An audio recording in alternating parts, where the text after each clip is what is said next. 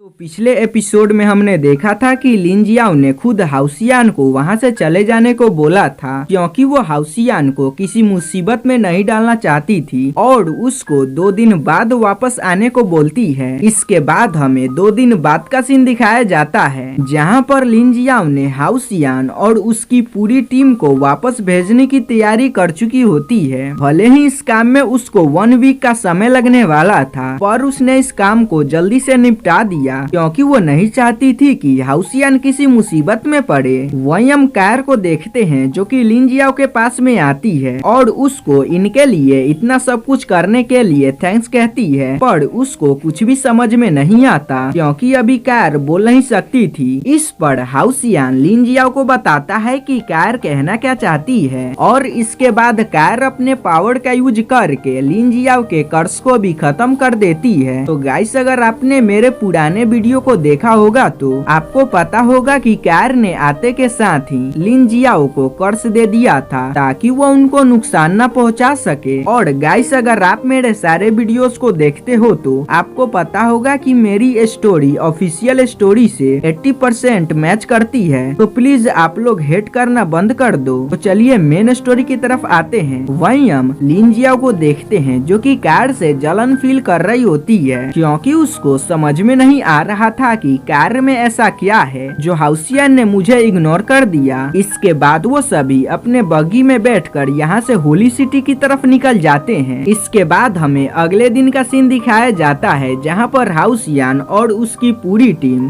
Demon territory के बाहर आ गई थी और वो सभी आराम करने के लिए एक सिटी जिसका नाम स्टार सिटी था वहाँ के एक होटल में रुकने का डिसाइड करते हैं। इसके बाद हमें हाउसियान के कमरे का सीन दिखाया जाता है जहाँ पर हाउसियान की पूरी टीम मौजूद थी और हाउसियान वहाँ पर अपने पूरे टीम के पॉइंट को प्लस कर रहा था। अब पॉइंट को प्लस करने के बाद उनके पास में 20,000 क्रेडिट पॉइंट हो जाते हैं। वहीं इसकी वजह से वो सभी काफी ज्यादा खुश हो जाते हैं। तभी हाउसियान अपने पॉइंट में से 10,000 पॉइंट को युंगजी को दे देता है क्योंकि युंगजी ने हाउसियान के टीम के लेवल को अपग्रेड करने में मदद की थी। साथ ही वो हाउसियान के अप्रोच करने पर यहाँ पर भी आया था, इसीलिए हाउसियान ने रिवॉर्ड के रूप में इस पॉइंट को उसको देता है। वहीं इतने सारे पॉइंट मिलने की वजह से युंगजी काफी ज्यादा खुश हो जाता है। इसके बाद हमें थोड़े दिनों बाद का सीन दिखाया जाता है जहाँ पर हाउसियान अपने टीम के साथ में होली सिटी में वापस आ चुका था। इसके बाद हमें सुबह का सीन दिखाया जाता है जहाँ पर हम हाउसियान को देखते हैं जो कि मिशन टावर में आया था। इसके बाद वो अपने टोकन को वहाँ पर बैठे बंदों को देता है और अपने मिशन के बारे में बताता है। अब इस बात को सुनकर वो बंदे काफी ज्यादा हैरान हो जाते हैं क्योंकि हाउसियान जिस मिशन पर गया था वो किंग रेड का मिशन था जो कि काफी ज्यादा खतरनाक होता है। अब इस बात को सुनकर हाउसियान और उसकी पूरी टीम काफी ज्यादा हैरान हो जाती है क्योंकि इस मिशन में काफी ज्यादा पावरफुल डीमन होते हैं और जर्नल लेवल के प्रैक्टिशनर उनका सामना नहीं कर सकते थे। वहीं इन सभी बातों की वजह से युंगजी काफी ज्यादा गुस्सा हो जाता है और काउंटर वाले बंदे पर चिल्लाना स्टार्ट कर देता है क्योंकि इस मिशन में उनके 2 बंदे सीरियस हो गए थे और कई सारे बंदे तो इंजर्ड भी हुए थे।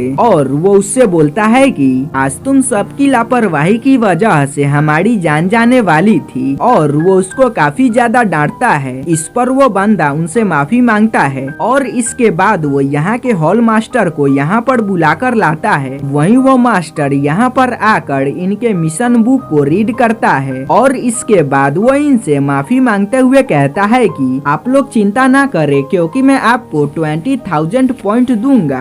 अब इस बात को सुनकर उन सभी के अंदर आग लग जाती है क्योंकि इस मिशन का प्राइज 1 लाख पॉइंट था और वो सिर्फ 20,000 पॉइंट इनको दे रहे थे। इसके बाद वो सभी हॉल मास्टर को सुनाना स्टार्ट कर देते हैं और इसके बाद वो सभी उनको धमकी भी देते हैं और बोलते हैं कि हम आपकी टेंपल ऑफ अलायंस में कंप्लेन कर देंगे। वहीं इनके बकबक की वजह से वो मास्टर काफी ज्यादा गुस्सा हो जाता है और इसके बाद वो इनको शांत कराता है और बोलता है कि अब तुम सबको जहाँ पर जाना है वहाँ पर जा सकते हो और मेरे बारे में कंप्लेन कर सकते हो, पर यहाँ पर हल्ला मत करो क्योंकि मुझे हार्ट अटैक की बीमारी है। सॉरी गाइस, ये लाइन मैंने अपने से जोड़ा है। अब मास्टर के एटीट्यूड को देख देखकर वो सभी वहाँ से बाहर आ जाते हैं और हम हाउसियान को देखते हैं जो कि काफी ज्यादा परेशान था, क्योंकि वो अंदर मास्टर को धमकी देकर आया था कि वो उसका रिपोर्ट करेगा और एक लो लेवल के टीम होने के कारण वो अलायंस में कंप्लेन नहीं कर सकते थे। इस पर लिन, सीमासियान, हान, कायर, वांगियान, चेनिंगर हाउसियान को चिंता करने से मना करते हैं, क्योंकि उन सभी के फादर और ग्रैंडफादर काफी ज्यादा पावरफुल थे और वो सभी उनकी मदद से टेम्पल ऑफ अलायंस में उनकी कंप्लेन कर सकते थे। पर हाउसियान उनको ऐसा करने से मना कर देता है, क्योंकि वो इंडिपेंडेंस बनना चाहता था, ना कि वो अपने फादर या अपने ग्रैंडफादर के पावर का यूज करके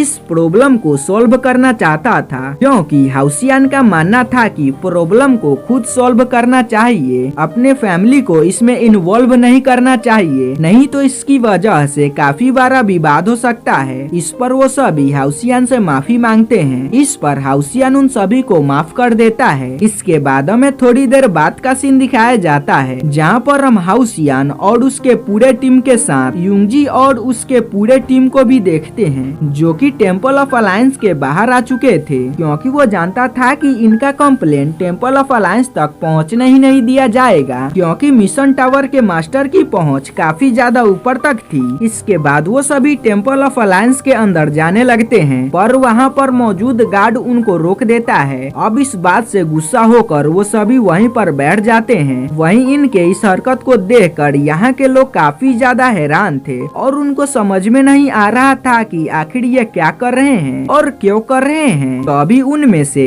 एक गार्ड हाउसियान के पास में आता है और उससे यहाँ पर आने का कारण पूछता है। इस पर हाउसियान अपने किंग मिशन के बैज को उसको दिखाता है, जो देखकर वो बंदा जाकर हॉल मास्टर को यहाँ पर भेज देता है। थोड़ी देर बाद वहाँ पर टेम्पल ऑफ अलायंस के मास्टर आ जाते हैं, जो कि आते के साथ ही हाउसियान को डांटना स्टार्ट कर देते हैं, क्योंकि हाउसियान टेम्पल ऑफ अलायंस के बाहर अनशन कर रहा था। इस पर हाउसियान उनको सभी बातों के बारे में बताता है। अब इस बात को सुनकर मास्टर काफी ज्यादा गुस्सा हो जाते हैं, क्योंकि मिशन हॉल ने तो गलती भी की थी और उसको मानने से भी इनकार कर रहा था। इसके बाद वो सभी से जाकर आराम करने को बोलते हैं और मिशन हॉल के बारे में चिंता करने से मना करते हैं, क्योंकि उसको तो मैं संभाल लूंगा। पर वो अकेले अपने डिसीजन पर किसी भी संस्था या टेम्पल को पनिश नहीं कर सकते थे, क्योंकि उनको ऐसा करने के लिए 6 टेम्पल की मंजूरी की भी जरूरत होगी। अगले सीन में हम कॉन्फ्रेंस हॉल का सीन देखते हैं, जहाँ पर सभी 6 टेम्पल के हेड बैठे थे। तो अभी मास्टर उन सभी को मिशन हॉल से हुई बड़ी चूक के बारे में बताते हैं और बोलते हैं कि जब बच्चों ने उसका विरोध किया तो